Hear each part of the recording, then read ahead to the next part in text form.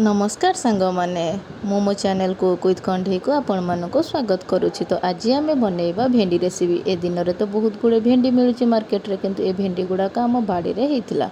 तो देखंतु केते फ्रेश भेंडी। तो से भेंडी को प्रथमे धोईके मुझे काटी नहीं ये मु काटिनी, मो झील मत कम हेल्प करुछि। तो सी भेंडी को भल भाव में काटी देछि छोट छोट करके।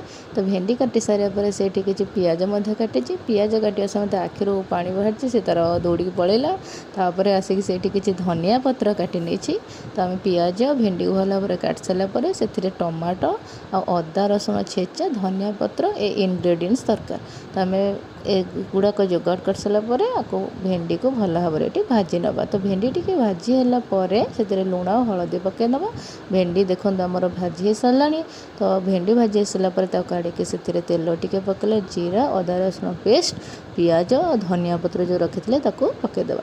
तो सी टिके हेल्ला से आम लंका गुंडी हलदी गुंडी टमाटो लुण पकई मिक्स करदे। तापर आम से चिकेन मसला गरम मसला और जीरा गुंड पकई भल से कषि नवा। और टिके अल्प पानी देवे, पानी नदेले भी ये चलो। और भाजिक रखिथा भेंडी को से पकईके भल भाव में मिक्स करवा। तो आमर ए प्रस्तुत हो गला भेंडीर गोटे नुआ रेसिपी।